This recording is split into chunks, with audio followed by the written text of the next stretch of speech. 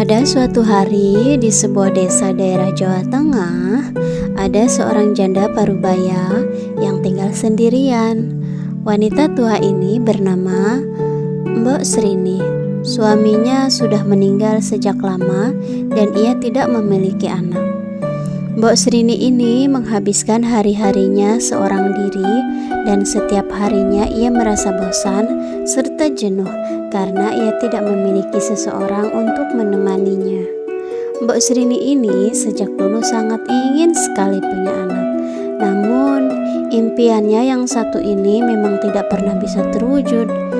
Ditambah lagi sekarang ia tidak memiliki seorang suami. Kemungkinan ia memiliki anak pun tentu saja menjadi hilang. Mbok Srini ini hanya bisa menunggu keajaiban menghampirinya agar ia bisa memiliki anak. Mbok Srini ini selalu berdoa pada Tuhan tiap pagi, siang, dan malam hari agar Tuhan bisa melihatnya dan mengaruniakan Mbok Srini seorang anak. Lalu pada suatu malam, Mbok Srini memimpikan seorang raksasa yang menyuruhnya pergi mengambil sebuah bungkusan di bawah pohon besar di hutan tempat biasanya ia mencari kayu bakar. Saat ia terbangun di pagi hari, tentu saja Mbok Srini ini merasa kebingungan dengan arti mimpi itu. Dengan berbagai keraguan dan rasa penasaran di benaknya, Mbok Srini ini pun tetap berjalan ke hutan dan mengikuti perasaannya. Saat ia tiba di hutan, ia mencari bungkusan yang berada di pohon besar, seperti yang ada di dalam mimpinya.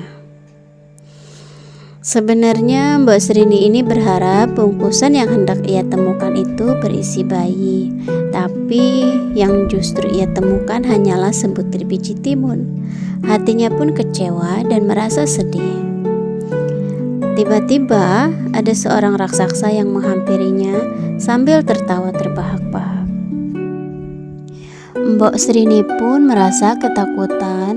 Ia merasa raksasa itu akan memakannya. Mbok Srini pun memohon agar raksasa itu merasa iba dan membiarkannya tetap hidup. "Apa maksud memberikanku sebutir biji timun?" tanya Mbok Srini sambil berteriak tapi tetap menahan emosinya. Saat Mbok Srini memperhatikan raksasa itu, ternyata raksasa itulah yang semalam menghampirinya. "Tenanglah, jangan takut. Aku tidak akan memakanmu, wanita tua," ucap raksasa itu. Ternyata raksasa ini meminta Mbok Srini menanam biji timun yang ia berikan. Katanya ia akan dihadiahkan seorang anak perempuan jika ia menanamnya. Namun saat anak itu sudah dewasa, Mbok Srini harus memberikan anak itu kembali kepada raksasa karena ia akan memakannya. Karena Mbok Srini sangat menginginkan seorang anak, ia setuju dengan perjanjian itu. Sambil kembali ke rumah, Mbok Srini menanam biji timun itu ke ladang rumahnya. Mbok Srini merawat biji timun itu dengan sangat baik tiap harinya. 2 bulan kemudian, tanaman itu pun mulai berubah dan tanaman timun itu hanya berbuah 1. Semakin hari buah timun spesial ini menjadi semakin besar, lebih besar dari buah timun pada umumnya, dan warnanya pun menunjukkan warna kuning keemasan dan sangat terlihat cantik. Saat buah timun itu sudah sangat besar, Mbok Srini pun memetiknya dan saat terbelah, ada seorang bayi perempuan yang sangat cantik. Mbok Srini pun sangat berbahagia mendengar suara tangisan bayi itu. Ia pun memberikan nama itu dengan sebutan timun emas.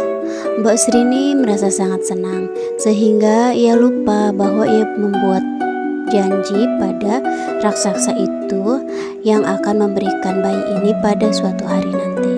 Mbok Srini pun membesarkan timun emas dengan kasih sayang dan kesabaran. Timun emas pun menjadi seorang yang cantik, baik, serta sangat cerdas. Pada suatu malam, Mbok Srini kembali bermimpi didatangi raksasa itu yang memberikan pesan bahwa dalam waktu seminggu ia akan menjemput timun emas. Sejak saat itu, Mbok Srini sering termenung, sedih sendirian. Ia terus memikirkan bahwa ia akan berpisah dengan anaknya yang sangat ia sayangi. Terkadang air mata itu jatuh ke pipinya tanpa ia sadari. Ternyata Timun Emas pun sering memperhatikan ibunya yang sangat sedih. Lalu ia bertanya kepada Mbok Srini, Ibu, kenapa akhir-akhir ini ibu sering sekali menangis? awalnya Mbok Srini ini tidak ingin bercerita kepada anaknya, tapi karena Timun Emas terus mendesaknya dan terus bertanya kepadanya, Mbok Srini pun menceritakan kisah asli kelahiran Timun Emas. Mbok Srini juga menceritakan bahwa ia harus mengembalikan Timun Emas ke seorang raksasa. Dan beberapa malam ini, raksasa itu menghampiri ia kembali ke dalam mimpi. Timun Emas pun merasa sangat sedih dan ia tidak ingin Mbok Srini mengembalikannya ke raksasa. Akhirnya mereka berdua berpikir dan mencari cara agar Timun Emas bisa bebas dari sang raksasa. Di hari Timun Emas harus dikembalikan, tiba-tiba Mbok Srini berpikir sebuah cara. Mbok Srini meminta Timun Emas berpura-pura sakit agar sang raksasa itu tidak ingin memakannya. Nah, cara ini cukup berhasil untuk mengulur waktu. Sang raksasa pun akan datang kembali saat Timun Emas sudah sembuh. Sebelum raksasa itu datang kembali, Mbok Srini memikirkan bagaimana cara agar anaknya bisa terbebaskan. Nah, paginya Mbok Srini bertemu dengan seorang pertapa di gunung. Ia adalah teman suaminya yang sudah lama meninggal.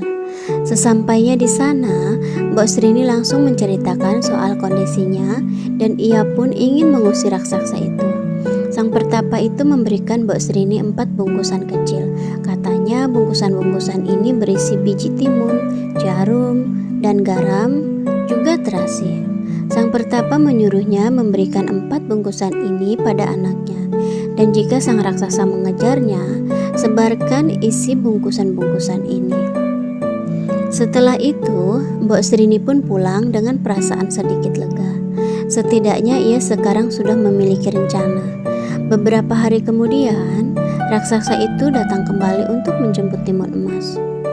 Mbok Srini dan Timun Emas pun berdiri berdampingan tanpa rasa takut. Dan tiba-tiba Timun Emas berlari sekencang-kencangnya dan raksasa itu mengejarnya. Setelah berlari, Timun Emas menaburkan biji yang diberikan ibunya. Sungguh ajaib, hutan di sekelilingnya tiba-tiba berubah menjadi ladang timun. Dan sekejap batang timun tersebut menjalar, melilit seluruh tubuh raksasa itu.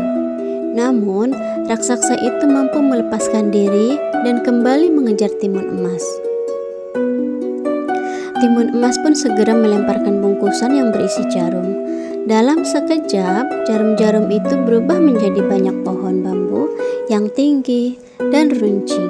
Namun, raksasa itu mampu melewatinya dan terus mengejar Timun Emas, walau berdarah-darah karena tertusuk bambu tersebut. Melihat usahanya belum berhasil, Timun Emas pun membuka bungkusannya yang ketiga, yang berisi garam, lalu menebarkannya. Seketika itu pula, hutan yang telah dilewatinya tiba-tiba berubah menjadi lautan luas yang sangat dalam. Namun, raksasa itu tetap berhasil melaluinya dengan mudah. Timun Emas pun cemas karena senjata yang tersisa itu cuma satu. Jika senjata tersebut tidak berhasil melumpuhkan raksasa itu, maka raksasa itu akan kembali berhasil menangkap dan memakannya. Dengan harapan untuk selamat yang sangat besar, Timun Emas pun melemparkan bungkusan terakhir yang berisi terasi.